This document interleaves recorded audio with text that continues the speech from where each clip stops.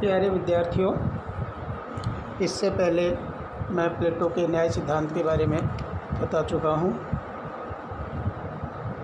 मैं अशोक कुमार छाछिया, सहायक आचार्य राजनीति विज्ञान, राजकीय महाविद्यालय कोटपुर। आज हम प्लेटो के न्याय सिद्धांत की आलोचना करेंगे। सबसे पहला है, यह मात्र एक नैतिक सिद्धांत है। प्लेटो के न्याय सिद्धांत का प्रमुख दोष यह है कि वह एक मात्र नैतिक सिद्धांत है। आधुनिक युग में न्याय की जो धारणा बताई जाती है बच्चों, वह एक कानूनी अवधारणा है। अर्थात न्यायाधीश द्वारा उचित अनुचित का फैसला करके किसी बात पर जो निर्णय दिया जाता है, वर्तमान में हम उसको न्याय कहते हैं। लेकिन प्लेटो का न्याय वह न्याय नहीं है। प्लेटो का न्याय एक प्रकार से स्वयं विवेक अर्थात एक नैतिक धारणा है। इसके न्याय सिद्धांत का अर्थ यह है कि विवेक द्वारा साहस व वासना पर नियंत्रण अथवा शासक वर्ग द्वारा सैनिक वर्ग व उत्पादक वर्ग का नियंत्रण करना। इस नियंत्रण की प्रक्रिया का कोई कानूनी आधार नहीं है, बल्कि एक नैतिक विचार है कि श्रेष्ठ गुण द्वारा निम्न गुणों का नियंत्रण किया जाना चाहिए। प्लेटो का न्याय सिद्धांत नागरिकों के वर्गीय कर्तव्यों पर बल देता है, किंतु उसके अधिकारों की बात ही नहीं करता। उसने यह भी प्रकट होता है कि प्लेटो का न्याय सिद्धांत मात्र एक नैतिक प्रकृति का है, जिसने अपने कानूनी पक्ष को पूर्ण उपेक्षा की है। अतः बारकर ठीक ही कहते हैं कि न्याय सिद्धांत यह नहीं मानता।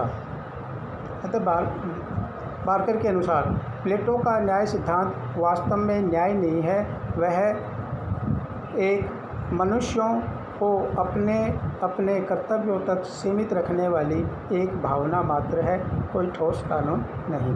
तो इस प्रकार देखते हैं बच्चों कि यह मात्र एक नैतिक अवधारणा है। दूसरा है, यह व्यक्ति की स्वतंत्रता का हनन कर देता है, अर्थात व्यक्ति की स्वतंत्रता को ही ख़त्म कर देता है। कैसे देखते हैं बच्चों, यह न्याय सिद्धांत व्यक्ति के केवल कर्तव्यों पर ही बल देता है और अपने कर्तव्यों पर बल देने के कारण वह उसके अधिकारों की पूर्ण उपेक्षा करता है। ठीक, यानी व्यक्ति को अपने वर्ग के अनुसार उसी कार्य तक सीमित कर देता है। इस दृष्टि से हम कुछ उदाहरण के तौर पर अर्थात निम्नलिखित तर्क निकाल सकते हैं कि व्यक्ति को यह अधिकार नहीं है कि वह अपने लिए वर्ग का चुनाव करे। वास्तव में राज्य द्वारा ही यह निर्णय लिया जाता है कि कौन व्यक्ति किस वर्ग का सदस्य होगा। दूसरा है बच्चों, व्यक्ति को यह भी अधिकार प्राप्त नहीं है कि वह अपने गुणों का विकास करके निम्न वर्ग से उच्च वर्ग में चला जाए।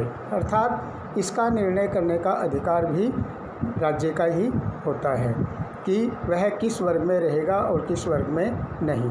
तीसरा, हम कह सकते हैं इस सिद्धांत के अनुसार राज्य साध्य है और व्यक्ति साधन मात्र बन जाता है, जो बात बिल्कुल सही नहीं है।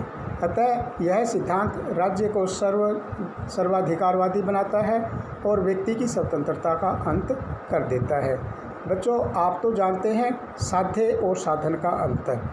कौन साध्य है? वर्तमान युग में हम देखते हैं तो कौन किसके लिए बना है। मेन बात है कि राज्य हमारे लिए बना है या हम राज्य के लिए बने हैं। तो ये अब बात आप बताइए कि कौन किसके लिए बना है। तो सही आज के युग में यदि वर्तमान में भी देखे जाए तो बात यह है कि राज्य व्यक्तियों की सुख सुविधाओं के लिए बना हुआ है। ठीक है, तो नेक्स्ट है बच्चों, प्रजातंत्र विरोधी और अधिनायक तंत्रवादी समर्थक। यानी प्रजातंत्र में व्यक्ति की समानता को स्वीकारा जाता है, किंतु प्लेटो का न्याय सिद्धांत वर्गीय आधार पर व्यक्ति के बीच असमानता की स्थापना करता है। वह कैसे? देखिए, प्रजातंत्र में व्यक्ति को अधिकार व स्वतंत्रता प्राप्त होती है, व्यक्ति को साध्य व राज्य को साधन माना जाता है, किंतु यह न्याय सिद्धांत इससे ठीक उल्टा है, अर्थात इससे विपरीत है। वह विश्वास करता है अतः यह कहना उचित है कि न्याय सिद्धांत प्रजातंत्र का विरोधी है। वस्तुतः यह एक ऐसे राज्य की स्थापना करता है जो मूलतः अभिजात तंत्रीय है। इस अभिजात तंत्र अर्थात कुलीन तंत्र का आधार धन अथवा जन्म है अथवा धन है, जन्म नहीं। एक मिनट।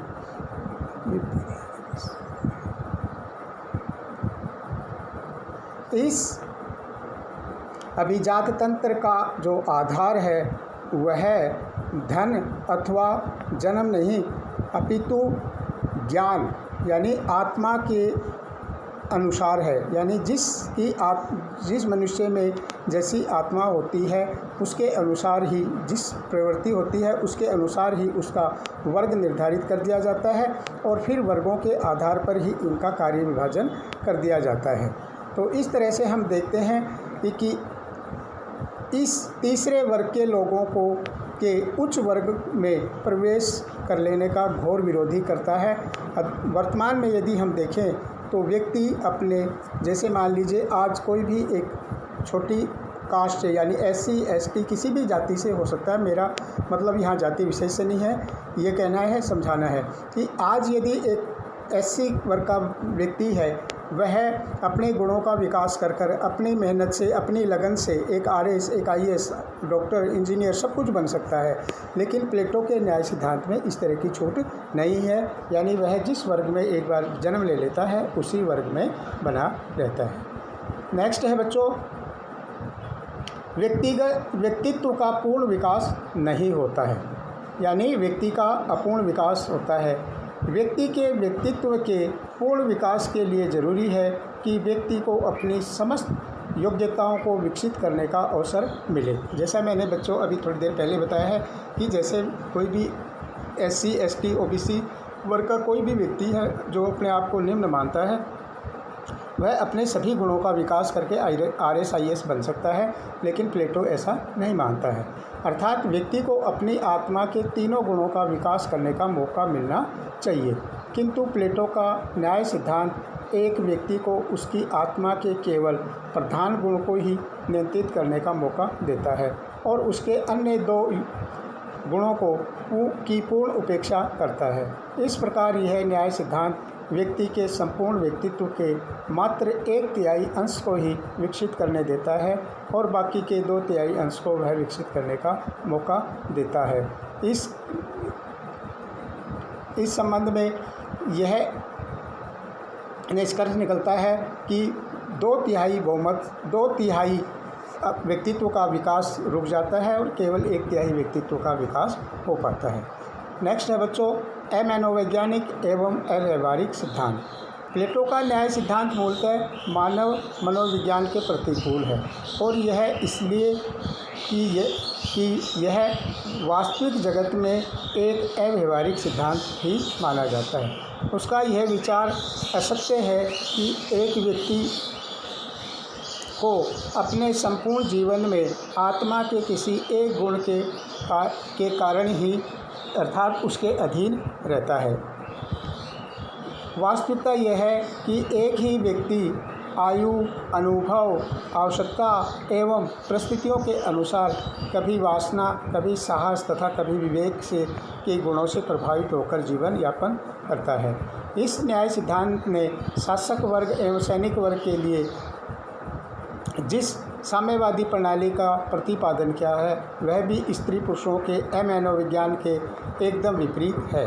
कोई भी व्यक्ति संपत्ति एवं परिवार के सुखों से वंचित रहकर अपने सामाजिक दायित्वों की पूर्ति नहीं कर सकता। मनोवैज्ञानिक की दृष्टि से इस सिद्धांत को आधारभूत दोष यह है कि यह सामाजिक जीवन में पाई जाने वाली व्यक्तियों की इच्छाओं एवं आकांक्षाओं के पारस्परिक संघर्ष को स्वीकार करता है।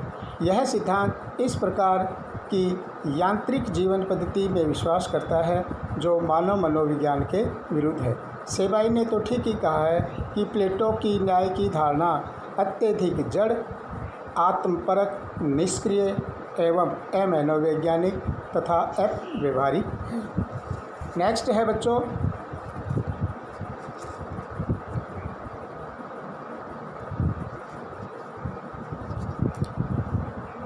स्वेच्छाचारी सिद्धांत या स्वेच्छाचारी ने कह के विरोधाभासी कह सकते हैं। यानी विरोधाभास आप जानते हैं बच्चों कि एक बात और दो बातों के बीच में सामंजस्य नहीं होता, एक जगह कुछ कहता है और दूसरी जगह कहता है। जैसे देखिए प्लेटो के न्याय सिद्धांत में आधारभूत विरोधाभास है, अतः उसके द्वारा उन उद्देश्यों की प्राप्ति भी संभव नहीं है जिसके लिए इसकी स्थापना की जाती है। प्रथम, प्लेटो अपने न्याय सिद्धांत द्वारा राज्य में पूर्ण एकता की स्थापना चाहता है, किंतु आलोचकों का मत है कि इस सिद्धांत में निहित दोषों के कारण वह राज्य की एकता को ही नष्ट कर सकता है। कैसे? इस सिद्धांत द्वारा स्थापित तीनों वर्गों में जिस परस्पर विरोधी है, यदि प्रत्येक नागरिक केवल अपने वर्ग से संबंधित कार्यों को ही करेगा और उसको सोचने का तरीका भी केवल अपने वर्ग तक ही सीमित रह जाएगा। इस स्थिति में हितों की दृष्टि से यदि देखें तो एक राज्य में 3 राज्य स्थापित हो जाएंगे और इस तरह से राज्य को खतरा मंडराने लगा रहेगा। द्वितीय है, प्लेटो इस तथ्य को स्वीकारता है कि स्वर्ग यानी शासक वर्ग में रजत यानी सैनिक वर्ग अथवा लोह उत्पादक वर्ग के गुण वाली संतति उत्पन्न हो सकती है। वह यह मानता है कि संतान के वर्ग का निर्धारण उसके माँ बाप के वर्ग के आधार पर नहीं किया जाना चाहिए, अपितु स्वयं संतान के गुण के अनुसार ही उसके वर्ग को तय किया जाना चाहिए। यानी एक तरफ तो प्लेटो देखिए बच्चों ये कहता है कि उत्पत्ति जो है बच्चे की जब उत्पत्ति होती है तो उसमें अच्छे गुण भी उत्पन्न हो सकते हैं, और दूसरी तरफ कहता है कि बच्चा जिस वर्ग में उत्पन्न हुआ है उसी वर्ग का बना रहेगा। तो इस प्रकार से ऐसी इनके प्लेटो के इन बातों में विरोधाभास का तत्व निहित है। दार्शनिक वर्ग सत्ता का दुरुपयोग कर सकता है। नेक्स्ट पॉइंट है जो क्यों कैसे कर सकता है, क्योंकि दार्शनिक यानी शासक वर्ग जो होगा वह अपने विवेक के द्वारा शासन करेगा और दूसरे व्यक्तियों को दबाकर रखेगा। एक और तो प्लेटो ने इस सिद्धांत को स्वीकारा है कि प्रत्येक वर्ग केवल अपने से संबंधित कार्य को ही करेगा और दूसरे के कार्यों में हस्तक्षेप नहीं करेगा, किंतु दूसरी ओर वह यह भी मानता है कि दार्शनिक यानी शासक वर्ग द्वारा अन्य दोनों वर्गों का नियंत्रण स्थापित किया जाएगा। इससे शासक वर्ग के हाथों में संपूर्ण राजनीतिक सत्ता व आर्थिक सत्ता का केंद्रीकरण हो जाता है। प्लेटो का तर्क यह है कि यह वर्ग विवेक के अनुसार कार्य करेगा और सत्ता का संचालन करेगा और सत्ता का दुरुपयोग नहीं करेगा। अतः यह शासक वर्ग की शक्ति को कानूनी अथवा अन्य परंपरागत नियंत्रणों से मुक्त रखता है, किंतु अनुभव बताता है कि जब भी समाज की संपूर्ण राजनीतिक शक्ति किसी एक व्यक्ति अथवा वर्ग में केंद्रित हो जाती है तो वह व्यक्ति अथवा वर्ग उस शक्ति का मनमाना एवं निरंकुश प्रयोग करना शुरू कर देता है। जनता के कल्याण का कोई ध्यान नहीं रखा जाता है।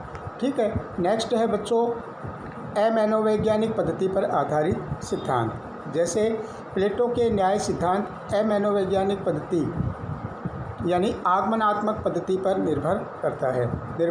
यानी आगमनात्मक पद्धति क्या होती है, एक निगमनात्मक पद्धतियाँ होती हैं। ठीक है बच्चों, इसके बारे में मैं नेक्स्ट आगे बताता हूँ। अपितु अपने इस सिद्धांत का निर्माण अपनी दार्शनिक पद्धति यानी निगमनात्मक पद्धति के आधार पर किया है, जो मूलतः एक अवैज्ञानिक पद्धति है। यह पद्धति इस पद्धति द्वारा निकलने वाले निष्कर्ष मात्र आदर्शात्मक अर्थात काल्पनिक होते हैं, यथार्थवादी नहीं। अतः व्यवहार में देखें तो प्लेटो का न्याय सिद्धांत अमनोवैज्ञानिक, अयथार्थवादी एवं अव्यवहारिक दिखाई पड़ता है। नेक्स्ट है बच्चों आधुनिक युग के अनुरूप नहीं। यानी प्लेटो ने जिस न्याय की अवधारणा को प्रतिपादित किया था वह छोटे नगर राज्यों के लिए ठीक है, उपयुक्त हो सकती है, लेकिन वर्तमान राज्य यानी इतने बड़े राज्यों के लिए यह धारणा बिल्कुल सिद्ध नहीं होती। जिसका हम निम्नलिखित उदाहरणों के आधार पर कह सकते हैं। आधुनिक युग में न्याय को एक कानूनी अवधारणा के रूप में स्वीकारा जाता है, किंतु प्लेटो ने अपने न्याय सिद्धांत में कानूनी तत्व की पूर्ण उपेक्षा की है। दूसरा है, प्लेटो ने अपने न्याय सिद्धांत के अंतर्गत राज्य की संपूर्ण जनसंख्या को मात्र 3 वर्गों में विभाजित कर दिया है, किंतु आधुनिक राज्यों की समस्त जनसंख्या को मात्र 3 वर्गों में विभाजित करना उचित संभव नहीं होता है। तीसरा है बच्चों, आधुनिक राज्यों का प्रमुख लक्षण संप्रभुता व संविधानवाद है। इसके आधार पर ही हम किसी आधुनिक राज्य की न्यायपालिका न्याय का कार्य कैसे करती है, इस चीज़ का हम अनुमान लगाते हैं, किंतु प्लेटो ने अपने न्याय सिद्धांत में संप्रभुता एवं संविधानवाद का कहीं उल्लेख नहीं किया है। तो आज का टॉपिक बच्चों यहीं तक, और फिर कल हम देखते हैं नेक्स्ट टॉपिक। धन्यवाद।